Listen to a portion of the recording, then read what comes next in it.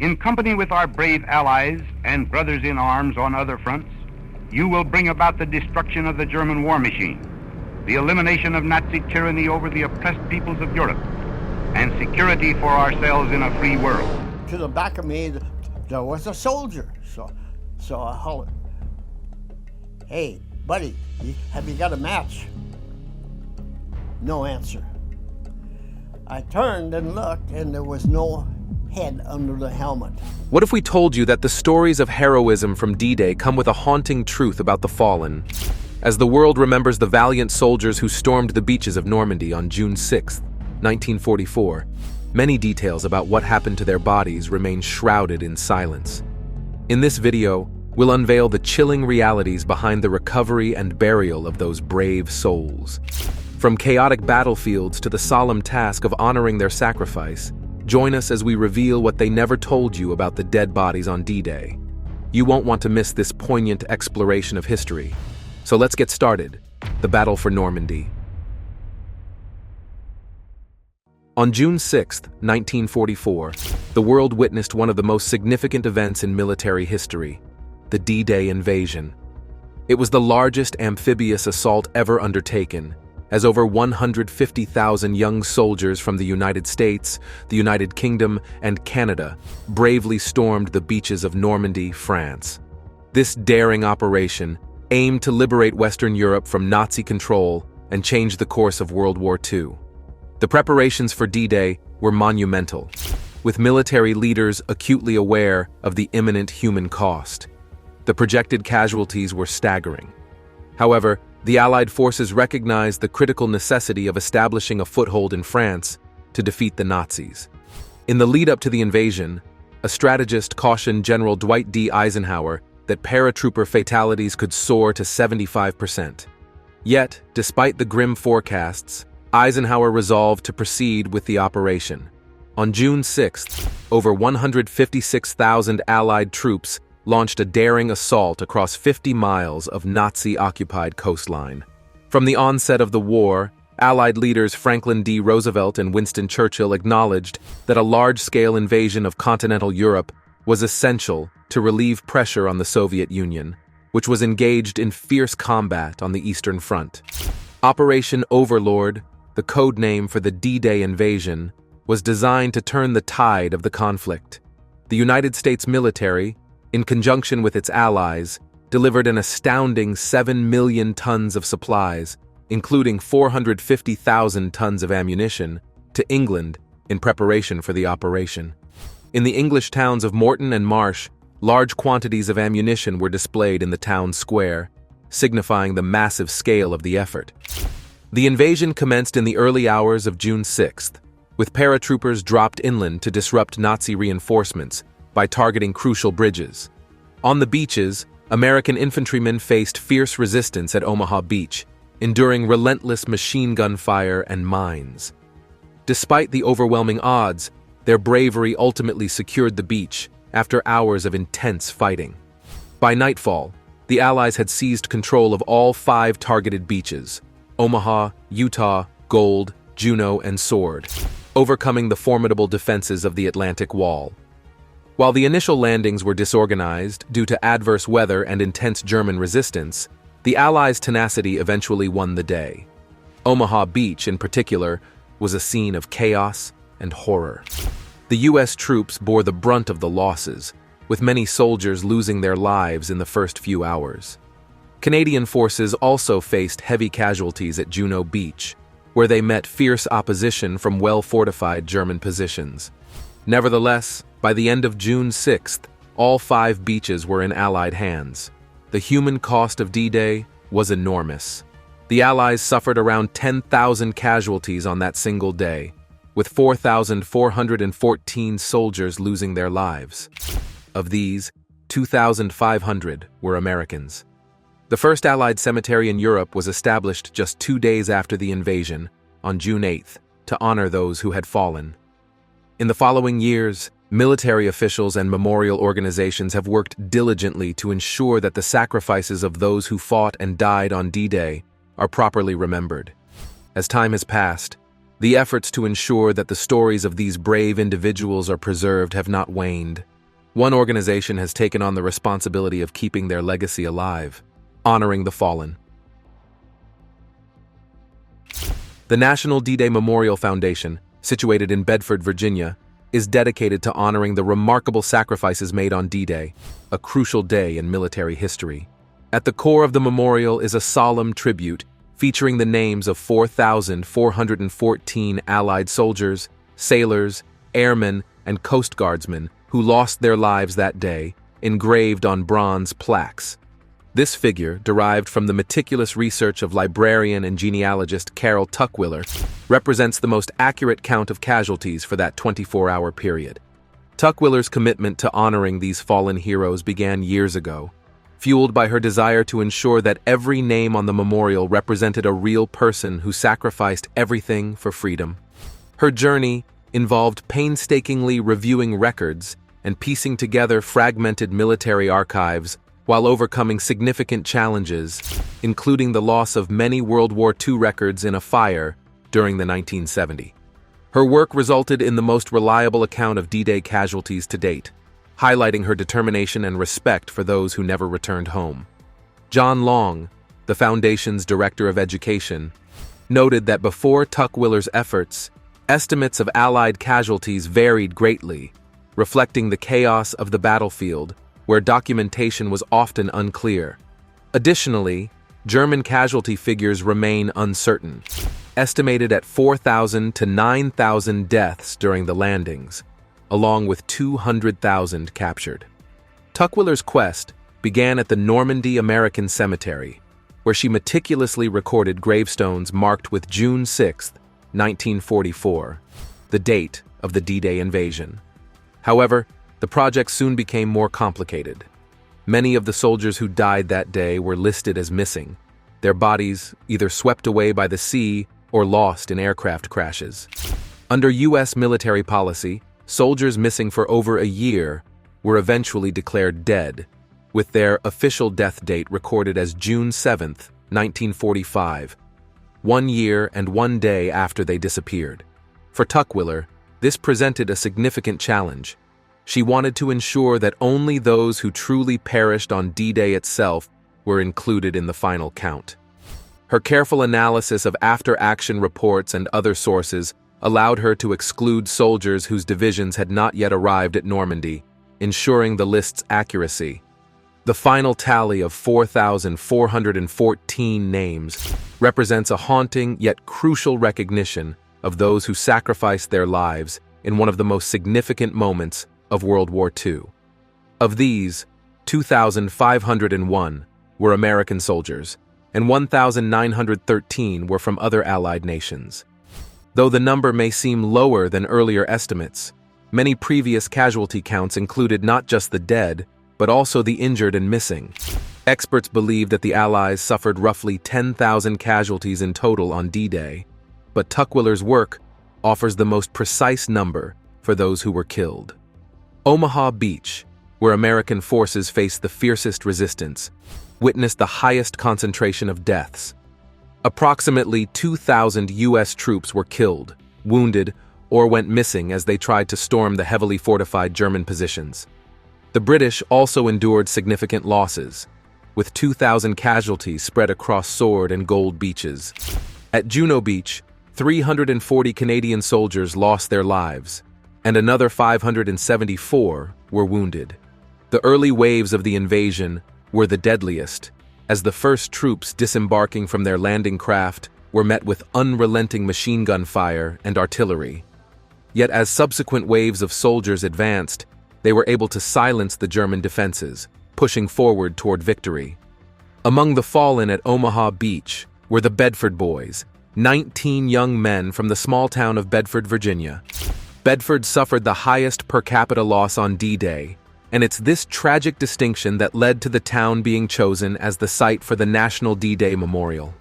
The Bedford Boys, most of whom were National Guardsmen, were among the first to land on the beaches, facing intense enemy fire. Their deaths left a lasting void in their community, and their sacrifice remains a poignant reminder of the cost of freedom. Decades after the Bedford Boys' deaths, in 2019, another name was added to the memorial plaques: John Oncken, a German-born soldier who had fought for the U.S. Army.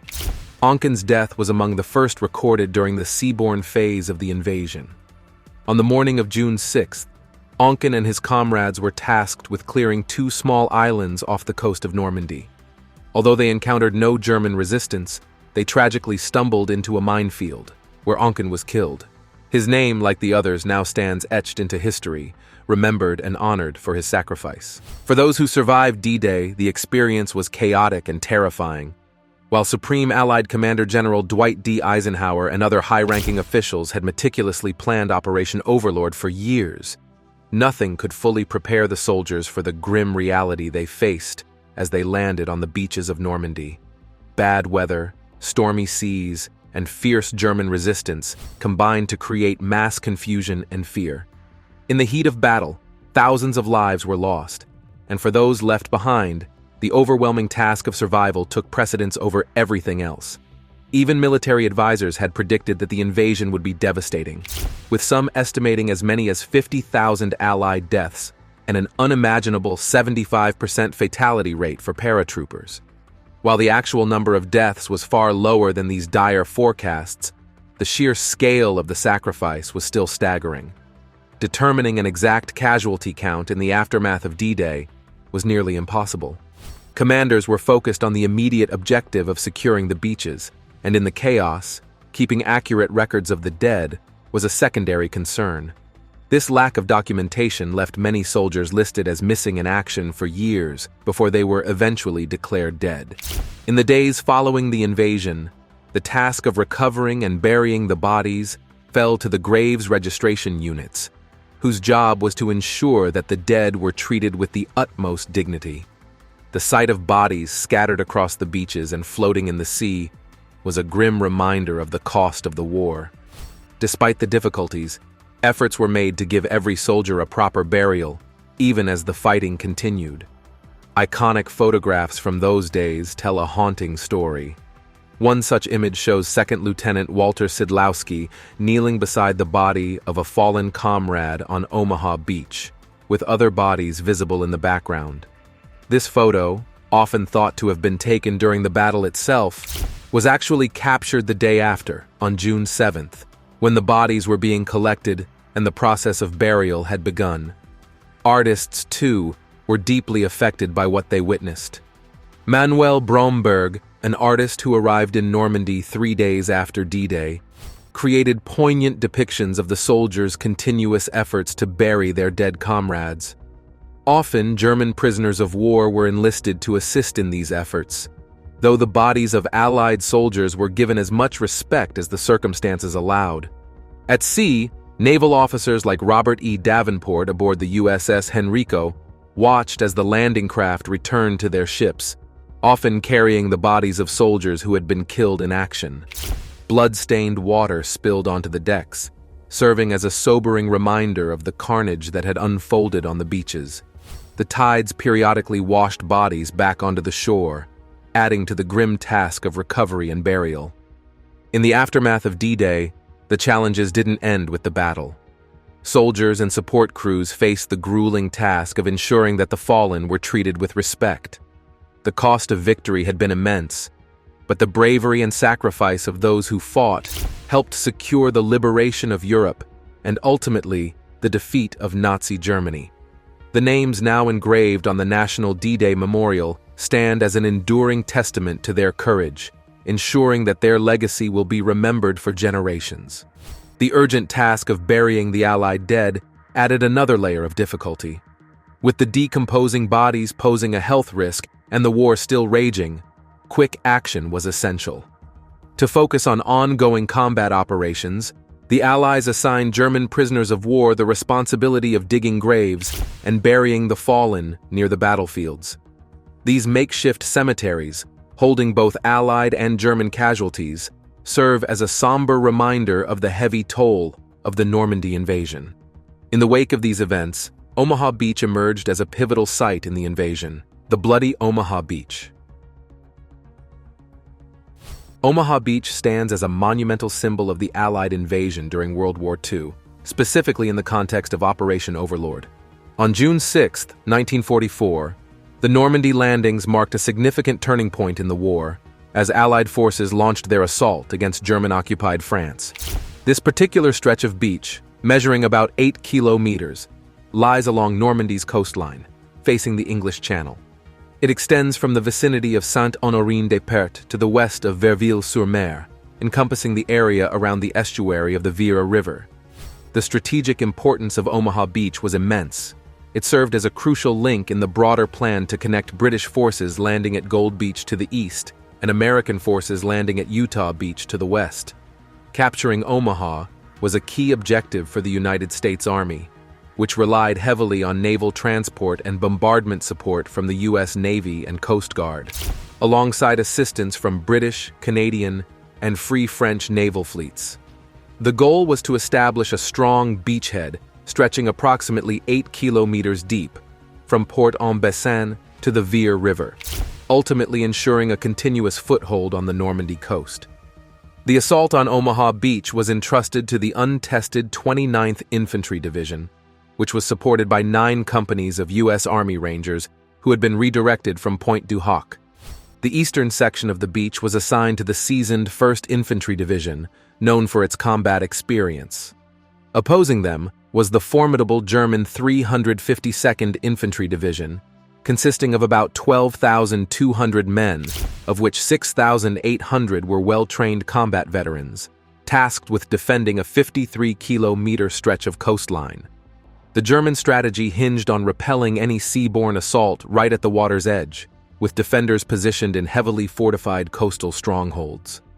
The Allied plan involved sending early waves of tanks, infantry, and battle engineers to weaken these coastal defenses. This approach was intended to create safe passage for larger ships to dock in subsequent waves. However, the operation faced significant challenges from the outset.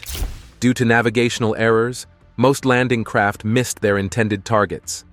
Moreover, the German fortifications proved far more robust than anticipated, leading to severe casualties among the landing U.S. troops under heavy bombardment. As the assault unfolded, engineers encountered formidable beach obstacles, which they struggled to clear.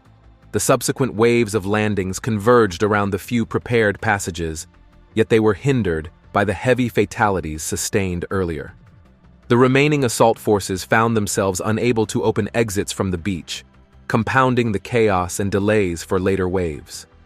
Despite these challenges, small groups of survivors began launching improvised assaults to penetrate the bluffs that overlooked the beach's most heavily fortified areas. By the end of the day, 2 isolated footholds had been secured, which allowed them to exploit weaknesses among the German defenders further inland. In the following days, these hard-won positions would ultimately contribute to achieving the original objectives set for D-Day.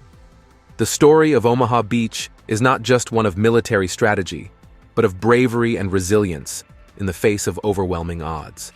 It serves as a powerful reminder of the courage displayed by those who fought on that fateful day, forging a path toward the liberation of Europe and shaping the course of history.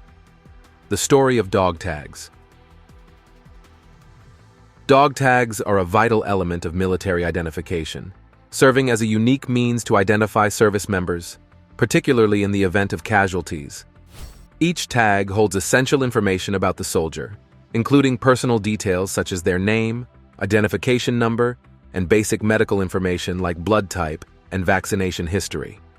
Additionally, they may indicate religious preferences, providing comfort to service members and their families in times of crisis. Typically crafted from corrosion-resistant metal, these tags come in pairs. Each soldier wears 2 identical tags on a chain, or they may be designed as a single tag that can be split in half. This duplication allows one tag or half to be retrieved from the deceased for notification purposes, while the duplicate remains with the body, ensuring that vital information is preserved, even in the chaos of battle. The term dog tag originated from the resemblance of these military tags to animal registration tags. This naming convention became widespread, particularly during World War II, as the massive repatriation of the deceased became a pressing concern. Throughout the war, countless men and women perished overseas, often left where they fell in the heat of battle. In fact, the U.S. War Department had mandated that no American service member who died overseas would be returned home. At that time, the country was still reeling from the attacks on Pearl Harbor, and the focus was primarily on the war effort, leaving the dead largely unaccounted for.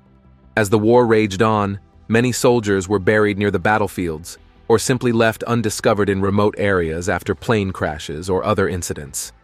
The logistical challenges of transporting and storing deceased soldiers were immense. The government allocated resources to combat operations rather than managing the aftermath of loss. However, families of fallen soldiers were understandably distraught and expected their loved ones to be returned home, as had been done after World War I. Many families wrote letters, contacted political leaders, and remained vigilant in their efforts to bring their fallen soldiers back. By late 1945, an Army colonel overseeing the management of the deceased reported that his office had received over 75,000 unsolicited letters from families pleading for the return of their sons, brothers, and spouses. While the government had previously maintained a policy of withholding repatriation until the end of hostilities, families were determined that neither they nor their loved ones would be forgotten. The scale of the casualties was unprecedented, and the lack of advanced military planning for handling the deceased compounded the issue. As families sought answers about when their loved ones' remains would be returned and the necessary forms to fill out, the emotional toll weighed heavily on them. One mother even offered to sell her home to fund the repatriation of her son's remains. In the fall of 1945, Congress passed legislation aimed at bringing home the fallen, but the logistics of this endeavor were monumental. Unlike World War I, when the majority of casualties were concentrated in France, this conflict left bodies scattered across Allied and enemy territories on 6 continents. The estimated number of soldiers to be collected and returned home was around 300,000, with costs soaring to $195 million, equivalent to nearly $2.6 billion today. The scale of this task highlighted the immense sacrifices made during the war and underscored the importance of remembering those who served. The end. On May 8, 1945, Europe celebrated a momentous occasion, the end of World War II, marked by Germany's surrender. As the joyous news spread, crowds filled the streets, proudly holding newspapers that declared victory in Europe. Later that year, President Harry S. Truman announced Japan's surrender, officially concluding the global conflict. The news swept across the nation, igniting celebrations and jubilation, particularly on September 2, 1945, when formal surrender documents were signed aboard the USS Missouri, solidifying victory over Japan.